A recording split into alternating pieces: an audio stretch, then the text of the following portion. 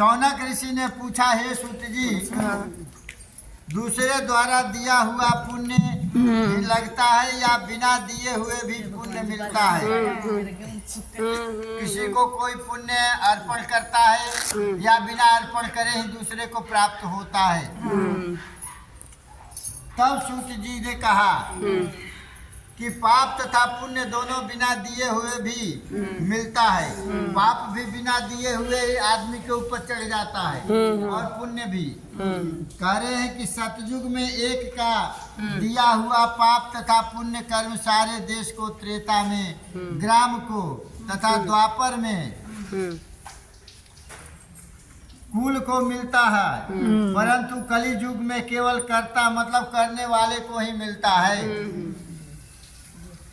करने वाले को ही पाप और पुण्य मिलता है। एक पात्र में साथ साथ भोजन करने वाले को पाप और पुण्य का आधा भाग मिलता है।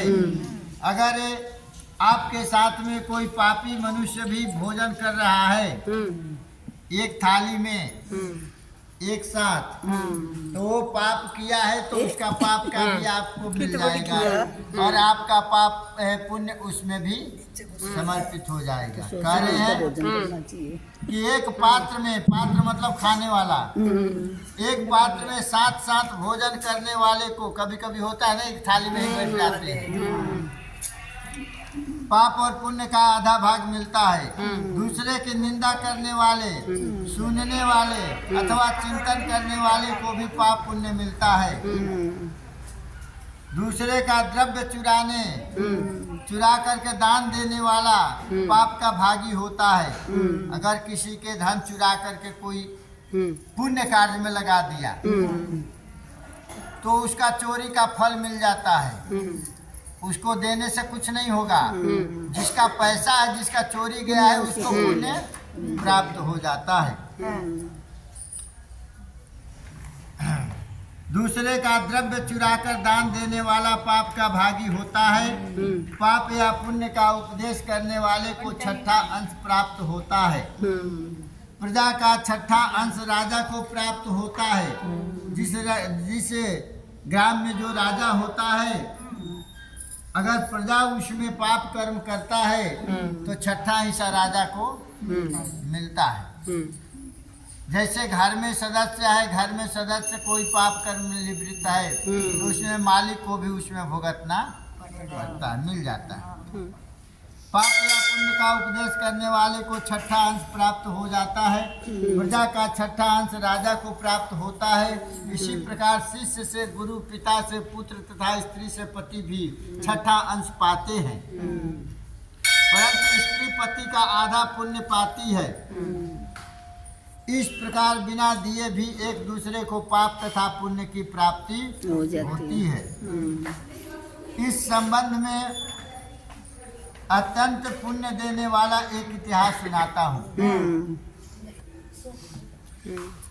प्राचीन काल में उज्जैनी नामक नगरी में धनेश्वर नाम का ब्राह्मण चित्त कर्मों से रहित, जुआरी, भिंद्रा, मदिरा पीने वाला, वेश्यागमी, रस कंबल तथा खाल बेचने वाला अत्यंत पापी ब्राह्मण रहता था। उज्जैन नगर में एक ब्राह्मण था, वो अपना कर्म छोड़ दिया था। ब्राह्मण का कर्म है पूजा पाठ करना कराना, यज्ञ करना कराना, दान देना दान लेना।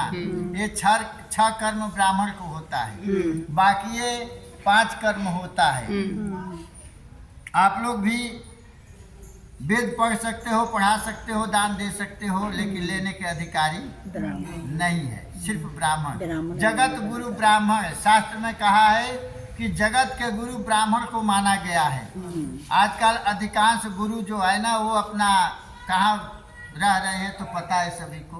अगर आप हमें 10 गो रुपया दिया दान में, उस पैसे से मैं दारू शराब पी लिया, मांस मदिरा खा लिया, तो वो देने वाला भी दोष के भागी बना, इसलिए कि धन उसी का था।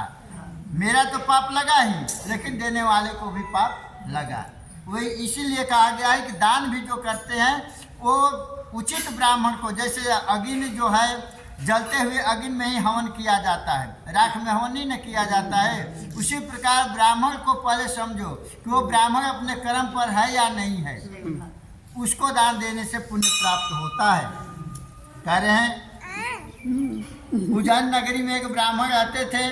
वो ब्राह्मण अपना कर्म को छोड़ करके मदिरा पान वेश्यागम रस कंबल बेचने वाला, बहुत पाप कर्म करने वाला हो गया था। वह क्रय विक्रय हेतु कई नगरों में घूमता फिरता महिष्मती नगरी में गया और वहां पर 1 मास तक ठहरा। एक दिन नर्मदा नदी के तट पर उसने जप तप करने वाले ब्राह्मणों को देखा। फिर पूर्णिमा को गौ ब्राह्मण का पूजन, ब्राह्मण का जो है कभी भी व्यापार कार्य नहीं करना चाहिए, शास्त्र में आया है। ब्राह्मण व्यापार कार्य नहीं कर सकते और खास करके रस वाला सामान नहीं बेच सकते हैं। और किसका क्या कर्म है, आजकल तो एक फैशन हो गया है कि पति को भी पत्नी बुलाती है तो नाम रख करके बुलाएगी, ये आ जा इधर, रोटी को नाम नहीं ले सकती है और पति भी पत्नी का नाम नहीं ले सकता है, इस शास्त्र में लिखा है। राजा के नाम प्रजा नहीं ले सकते हैं, गुरु का नाम शिष्य जो है गुरु का नाम नहीं ले सकते हैं। ये शास्त्र में ये सब नाम का वर्जित किया है कि नहीं लेना चाहिए। पुत्र के नाम पिता नहीं रख सकता है, राशि का जो नाम ब्राह्मण बता दिए है उस नाम से पिता नहीं बुलाए घर में, चाहे कोई भी सदस्य। 2 नाम उपरांत एक नाम और अलग से रखा जाता है, उस नाम से बुलाया करो, नहीं तो बच्चे की आयु क्षीण होती है। हाँ। कह रहे हैं कि ब्राह्मण अपने कर्म पर रहे, पत्नी अपने कर्म पर रहे, बेटा अपने कर्म पर रहे। 4 गो स्वर्ग यही होता है, स्वर्ग कहीं ऊपर नहीं है, यही स्वर्ग है। प्रथम स्वर्ग है दिल में निरोगी काया, ये शरीर है अच्छा रहे, यही स्वर्ग है। प्रथम स्वर्ग है निरोगी काया, दूजा स्वर्ग है घर में माया, मतलब 2 रुपया बेटा बेटी रहे, ये माया है। और तीजा स्वर्ग है पत्नी हो पतिव्रता नारी, और चौथा स्वर्ग है पुत्र हो आज्ञाकारी। ये 4 गो स्वर्ग यही है। ऊपर तक केवल हम लोग कहते हैं कि जाओ ऊपर, ऊपर कुछ नहीं है, सारा नीचे ही है। सही से ढंग से अपना रहो, अपना धर्म पर रहो। पत्नी का धर्म होना चाहिए, पति 2 घूंट लगा कर आएगा और घर में अत्याचार करने लगेगा, वो काहे। तो कह रहे हैं कि फिर वह है अपना ब्राह्मण घूमते घूमते वह चले गए महिष्मती नगरी के में गया और वहाँ पर 1 मास तक ठहरा। एक नदी नर्मदा जिसका नाम है, उज्जैन में नर्मदा नदी है, तो एक दिन नर्मदा नदी के तट पर उसने जप तप करने वाले ब्राह्मणों को देखा। फिर पूर्णिमा को गौ ब्राह्मण का पूजन तथा सायंकाल शिव जी का दीपदान महोत्सव भी देखा। गौ के पूजन, ब्राह्मण के पूजन, सायंकाल में शिव जी के यहाँ दीपोत्सव, दीप जलाया, ये सब ने उसने देखा, किया नहीं, केवल देखा। मगर उसी रात्रि को एक सर्प ने उसे काट लिया। तब कुछ मनुष्यों ने उसके मुख में तुलसी दल तथा नर्मदा का जल डाल दिया। सांप ने उस ब्राह्मण को काटा, वो बेहोश पड़ गया और वहाँ जो भी दयालु भक्तगण थे तो तुलसी मिश्रित जो जल था वह डाल दिए और नर्मदा नदी का जल उसके मुख में डाले। तब कुछ मनुष्यों ने उसके मुख में तुलसी दल तथा नर्मदा नदी का जल डाला। इसके पश्चात उसकी मृत्यु हो गई और यमदूत उसे मारते पीटते हुए जमराज के पास ले गए। वहाँ चित्रगुप्त न क्रोध दृष्टि से ही उसकी ओर देखते हुए जमराज से कहा कि महाराज यह बड़ा पापी है, इसने जीवन भर में एक भी सत्कर्म शुभ कर्म नहीं किया पूरे जीवन में, यह बहुत बड़ा पापी है।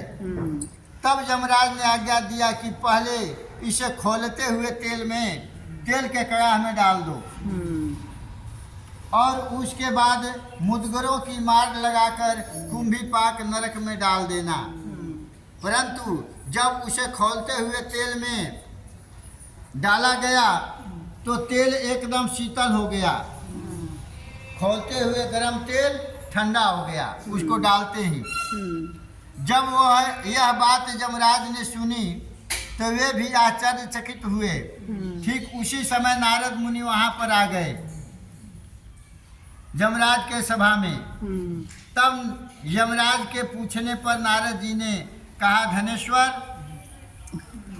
महापापी होने पर भी, जो धनेश्वर नाम के ब्राह्मण था, महापापी होने पर भी कार्तिक मास का व्रत करने वालों के सत्संग के प्रभाव से पुण्य आत्मा हो गया है।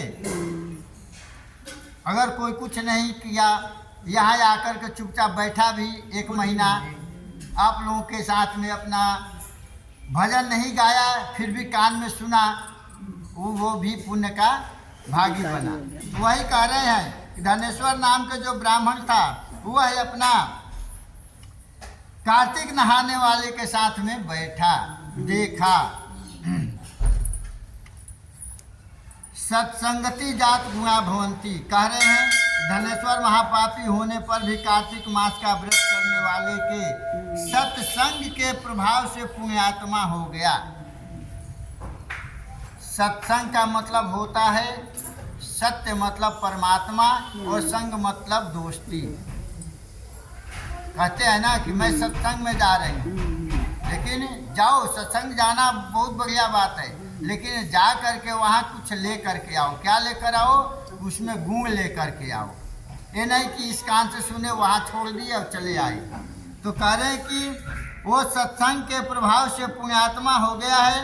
नर्मदा का जल तथा तुलसी दल इसके मुख में छोड़े गए।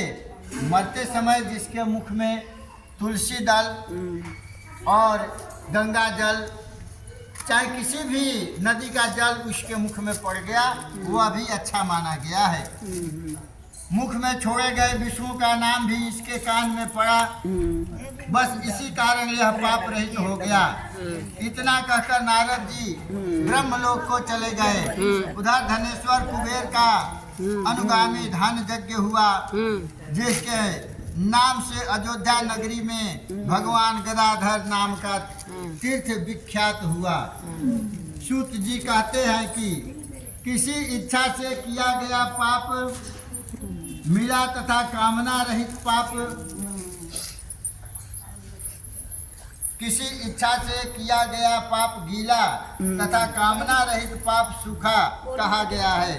इस कार्तिक मास के व्रत के प्रभाव से मनुष्य द्वारा किए गए गीले तथा सूखे अर्थात सभी पाप नष्ट हो जाते हैं। कार्तिक महीना का इतना प्रभाव है कि कैसा भी पाप हो वह भगवान कार्तिक के और विष्णु भगवान तुलसी माता के कृपा से सब दूर हो जाता है, अर्थात सभी नष्ट हो जाते हैं।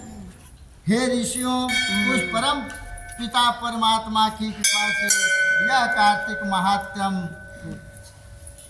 मास महात्म संपूर्ण हुआ। बोलो वृंदावन बिहारी लाल की जय, राधे कृष्ण भगवान की जय, अपने गुरु महाराज की जय।